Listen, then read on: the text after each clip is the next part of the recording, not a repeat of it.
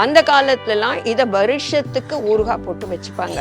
இது இந்த வதக்காமையே பண்ணலாமே, எதுக்கு வதக்குறீங்க அப்படின்னு கேட்பீங்க. வதக்காம பண்ணலாம், இதோட தோல் ரொம்ப ஹார்டா இருக்கும். அண்ட் ஊறுகாவே ப்ரெஷர்கார சாப்பிடக்கூடாதும்பா. ஆனா இந்த ஊறுகாய்கள் நார்த்தங்காய், கெடாரங்காய், கொளிஞ்சிக்காய் இது மூணுமே எந்த ப்ரெஷர்காராலும் சாப்பிடலாம். பித்தத்துக்கு நல்லது. இதுக்கு செல்ஃப் லைஃப் இருக்கு. இதை ஃப்ரிட்ஜில் வைக்கணும்னு அவசியமே இல்லை. வருஷத்துக்கு இதை சாப்பிடலாம். இந்த பித்தம் ஜாஸ்தியாகி வயிற்ற பெரட்டுறது அப்படின்னு சொல்கிறவங்களுக்கெல்லாம் இது ரொம்ப நல்லது. புள்ளத்தாச்சி குழந்தைகளுக்கு கொடுத்தா அவ்வளோ நல்லது. இது வருஷத்துக்கு இந்த மிளகா பொடியை போட்டு வைக்காதீங்க, ஏன்னா கருத்து போயிடும். அது ஆக்சிடைஸ் ஆகிடும். That is not good for health. அதனால் ரசம் சாதம், மோரும் சாதம், கலந்த சாதத்தோடலாம் இது ரொம்ப நல்லா போகும்.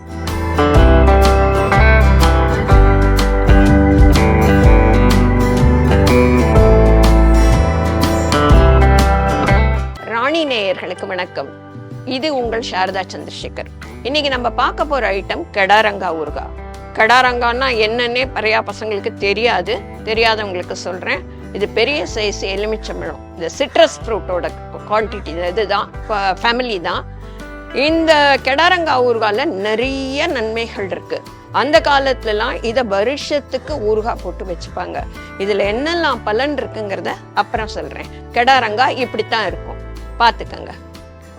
கிடாரங்காய் ஊறுகாய் தேவையான பொருட்கள்: கிடாரங்காய் 1, கடுகு 1 ஸ்பூன், வெந்தயம் அரை ஸ்பூன், நல்லெண்ணெய் தேவையான அளவு, உப்பு தேவையான அளவு, மஞ்சள் பொடி சிறிதளவு, பெருங்காயம் சிறிதளவு, மிளகாய் வத்தல் 1, மிளகாய்த்தூள் 1 ஸ்பூன். வெறும் இலுப்பச்சட்டியில கடுகு, வெந்தயம், பெருங்காயம் இதெல்லாம் நல்லா வறுக்கணும். இந்த அளவுக்கு வறுத்து வைக்கணும். கடுகு, வெந்தயம், பெருங்காயம் இதை வெறும் இலுப்பச்சட்டியில போட்டு வறுத்தா அது இப்படி இருக்கும்.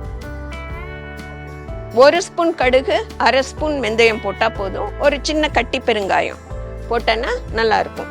அதுக்கப்புறம் இந்த இதுல கொஞ்சோண்டு எண்ணெய், ரொம்ப ஒரே 1 ஸ்பூன் எண்ணெயை ஊற்றி இந்த கெடாரங்காய் காமிச்சேன் இல்லையா, அதை இந்த மாதிரி வதக்கணும். இது இந்த வதக்காமையே பண்ணலாமே, எதுக்கு வதக்குறீங்க அப்படின்னு கேட்பீங்க. வதக்காம பண்ணலாம், இதோட தோல் ரொம்ப ஹார்டா இருக்கும்.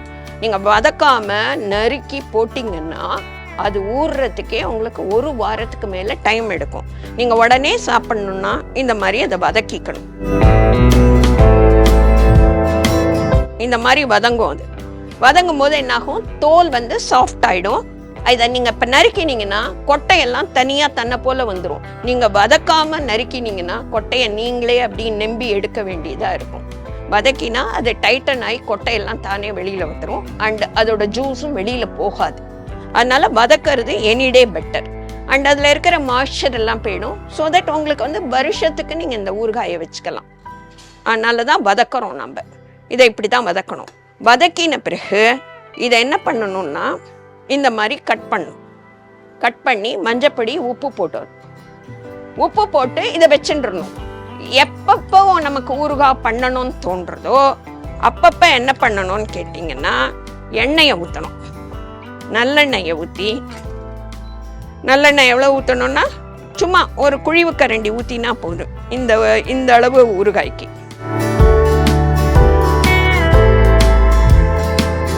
நல்லெண்ணெயை ஊற்றி அது எண்ணெய் காயணும். காஞ்ச பிறகு கடுகு போடணும். கடுகு, 1 மிளகா வத்தல்,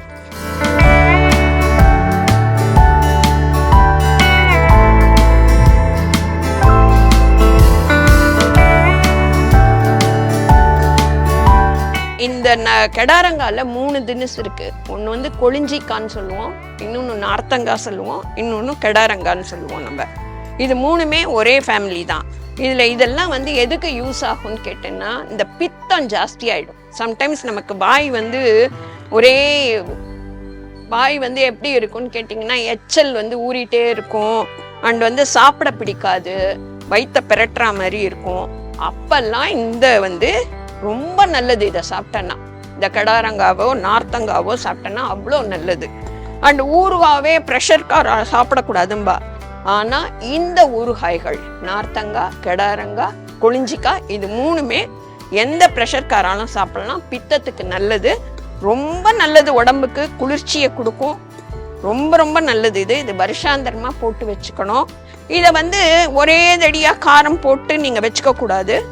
இது மாதிரி மஞ்சள் உப்பு போட்டு இந்த வதக்கின கிடாரங்காயை பண்ணி வச்சுட்டு அதை என்ன பண்ணணும்னு கேட்டிங்கன்னா, ஒரு வாரத்துக்கு இந்த மாதிரி தேவையான அளவு எண்ணெய் ஊற்றி கடுகு போட்டு மிளகா வத்தல் போட்டு இதை வதக்கி இதுல மிளகா பொடி போடணும்.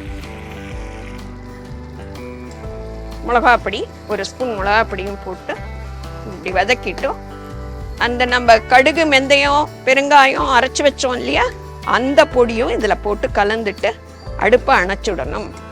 அவ்வளோதான், கிடாரங்காய் ஊறுகாய் ரெடி. இது வாரம் நம்ம பண்ணி வச்சுட்டு சாப்பிடணும். இது அப்படியே நீங்க போட்டு வச்சுட்டா என்ன மேடம் அப்படின்னு கேட்டிங்கன்னா கருத்து போயிடும், நல்லா இருக்காது. ஸோ இந்த மஞ்சப்பொடி உப்பு போட்டு வச்சுக்கோங்க. அதுக்கப்புறம் எவ்வளோ வேணுமோ வாரம் இந்த மாதிரி கலந்துட்டேன்னா ரொம்ப நல்லா இருக்கும். இதுக்கு செல்ஃப் லைஃப் இருக்கு. இதை ஃப்ரிட்ஜில் வைக்கணும்னு அவசியமே இல்லை. வருஷத்துக்கு இதை சாப்பிடலாம். இந்த பித்தம் ஜாஸ்தியாகி வயிற்ற பிரட்டுறது அப்படின்னு சொல்றவங்களுக்கெல்லாம் இது ரொம்ப நல்லது. புள்ளத்தாச்சி குழந்தைகளுக்கு கொடுத்தா அவ்வளோ நல்லது இது. சரியா?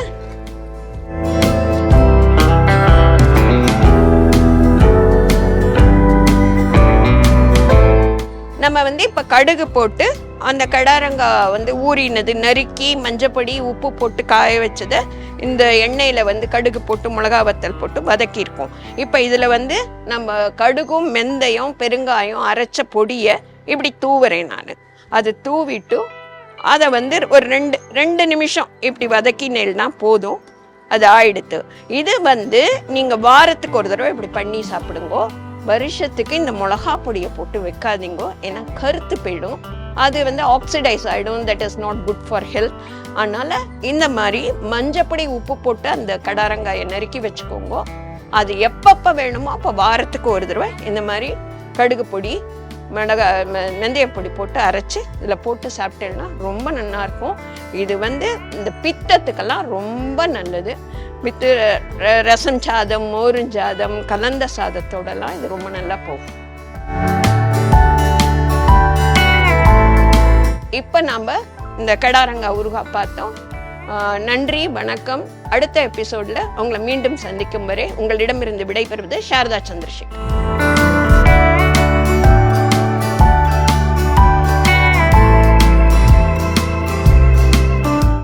கிடாரங்காய் ஊறுகாய் செய்முறை.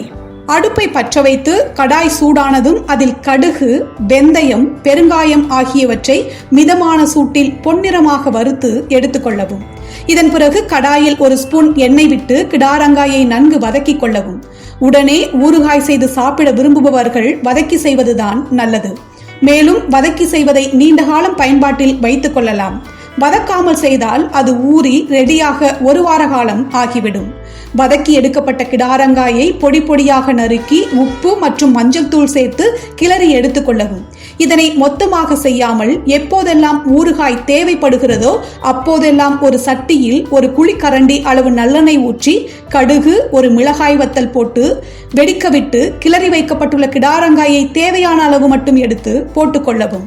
பிறகு அதன் மீது ஒரு ஸ்பூன் மிளகாய் தூள் மற்றும் வறுத்து பொடித்து வைக்கப்பட்டுள்ள கடுகு வெந்தயம் பெருங்காயம் தூளை போட்டு கிளறி இறக்கினால் கிடாரங்காய் ஊறுகாய் ரெடி.